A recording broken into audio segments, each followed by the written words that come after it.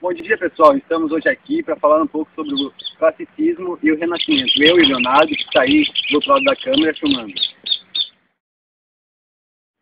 Bom, pessoal, vou começar falando sobre o Renascimento, que é o termo usado para identificar o período da história da Europa que ocorreu entre os fins do século XIII e meados do século XVII.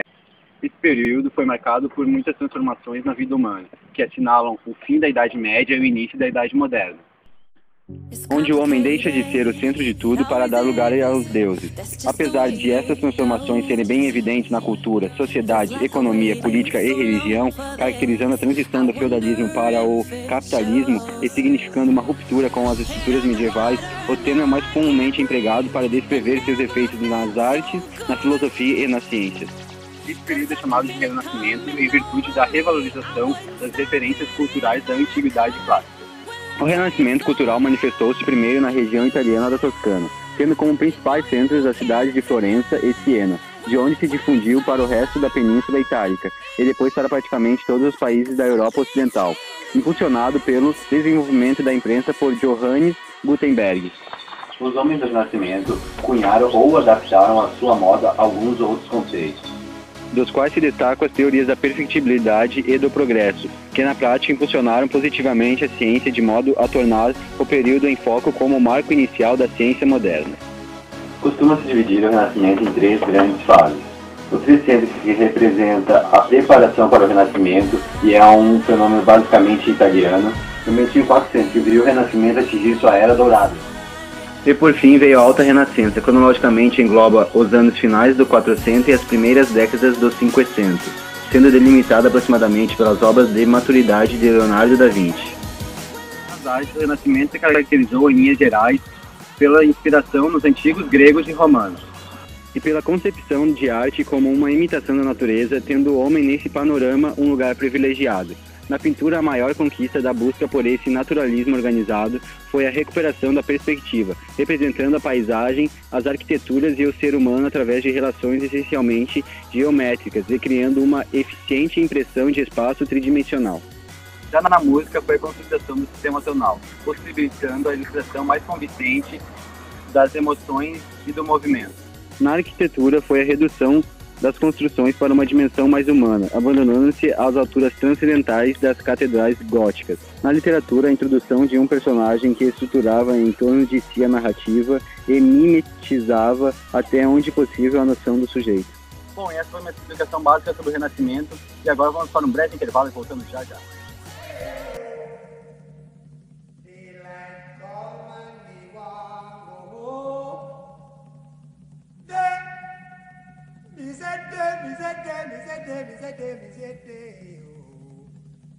Daylight come and me want go home.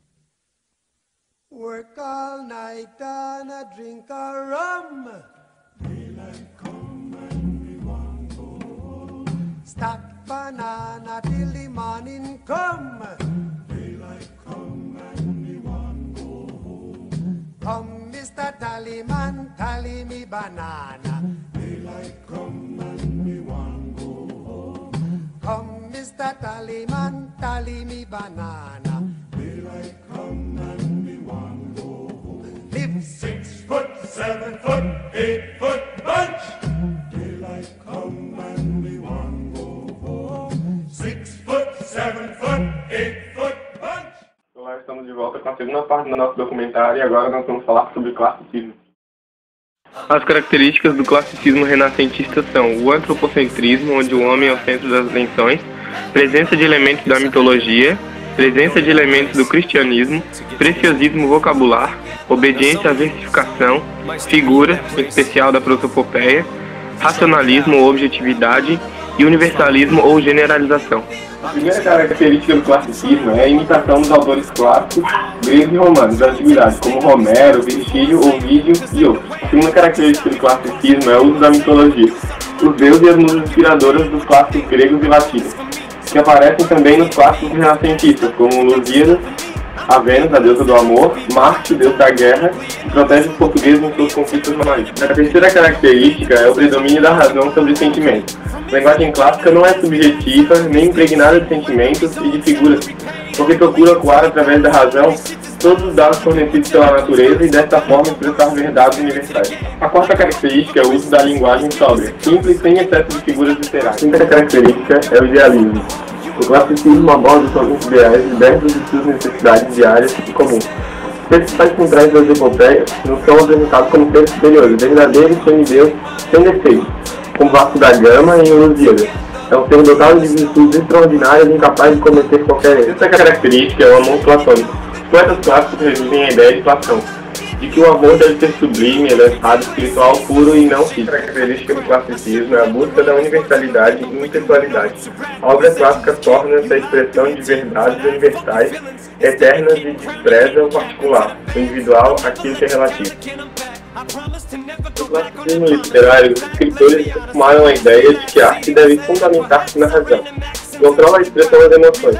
Por isso, buscavam um equilíbrio entre os sentimentos e a razão, procurando assim alcançar uma representação universal da realidade, prezando que fosse puramente ocasional ou pastor. Os versos deixam de ser escritos em redondilhos, em 5 ou 7 sílabas, e passam a ser escritos em decassílabas, 10 sílabas poéticas, e são introduzidos no soneto 14 versos decassilábicos, distribuídos em 2 quartetos e 2 terceiros. Agora eu vou falar sobre Luís Vaz de Camões, um dos maiores escritores do classicismo.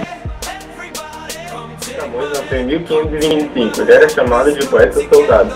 Escritor de dados biográficos muito obscuros, Camões é o maior autor desse período. Em 1547, ele embarcou como soldado para a África, onde em combate perdeu seu olho direito. Em 1553, voltou a embarcar, dessa vez para as Índias, onde participou de várias expedições militares. Em 1572, Camões publica Os Lusíadas, poema épico que celebrava os recentes feitos marítimos e guerreiros de Portugal. A obra fez tanto sucesso que o escritor recebeu do rei Dom Sebastião uma pensão anual, que mesmo assim não o livrou da extrema pobreza que vivia, e Camões morreu no dia 10 de junho de 1580. A poesia de Camões tinha 2 características importantes. A primeira, a poesia dele é elaborada sobre uma experiência pessoal múltipla. E a segunda, ele fazia síntese sobre uma tradição literária portuguesa e as inovações introduzidas pelos ilanianistas. São essas poesias tinham da visão da natureza, da concepção do amor e dos conceitos do mundo. Bom, nosso comentário chega ao fim e agradecemos a todos por terem assistido. Muito obrigado e tchau, tchau. Falou.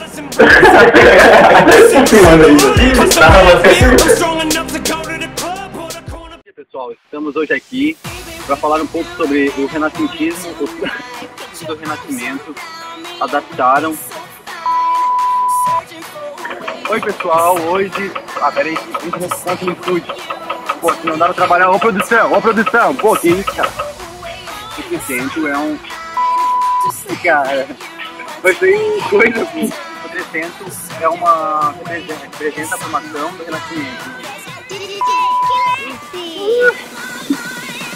Vou filmar isso. O Renascimento se caracterizou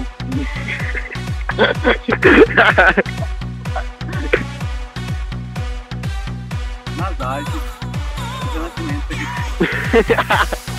Não faz isso. Nas artes do Renascimento se caracterizou nas artes do Renascimento se caracterizou nas artes do Renascimento se caracterizou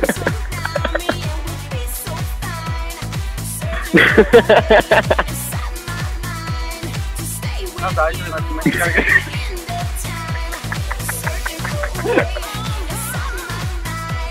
nas artes do Renascimento se caracterizou em linhas gerais pela... Esqueceu do texto. Nas artes do Renascimento se caracterizou em linhas gerais pela inspiração nos antigos gregos e romanos.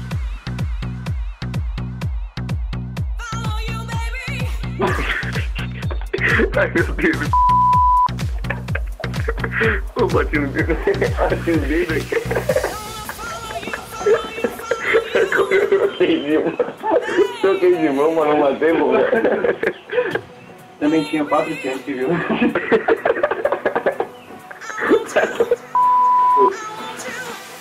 Também tinha 400. Agora eu fiquei sério, cara. Foi assim. Olá, estamos de volta com a segunda parte do nosso documentário e agora vamos passar o classismo literário. Eles retornaram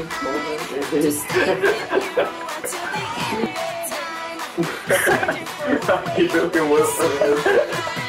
Eu tô filmando, mano. A segunda característica é o uso da mitologia.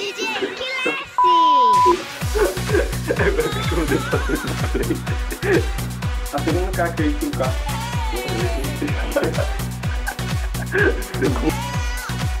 A segunda característica do classicismo.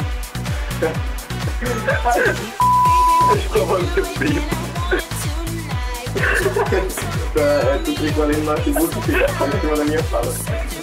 A terceira característica é o predomínio da razão sobre o sentimento. A linguagem clássica não é subjetiva. Ah, eu não sei, para de...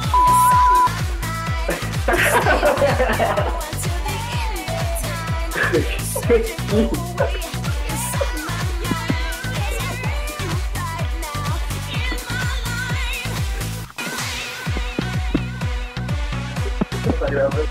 Não, cara, que verídico. Você tá rindo.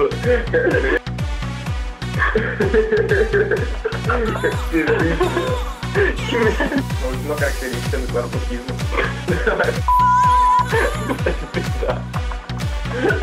Filmando aí. Eu vou falar, tem que ver o povo.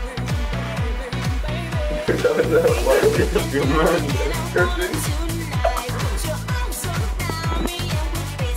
Você derrubou a câmera. Não, vou dar pegando na cabeça ainda. Luís de Camões era chamado de poeta soldado, escritor de dados biográficos muito obscuros. Camões é o maior autor desse mundo. Tem um monte escrito da data. Deu uma risada, tivemos com vontade dele. Luís de Camões nasceu em 1525. Ele era chamado de poeta soldado. Escritor de dados biográficos muito obscuros, Camões era o maior autor desse período. Em 1545, a inspiração para essas poesias vinham da visão da natureza, da concepção do amor e dos conceitos do mundo.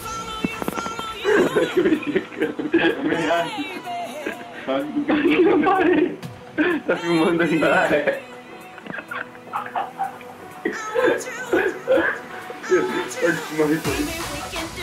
Acho melhor como falar. Eu acho que falou tudo.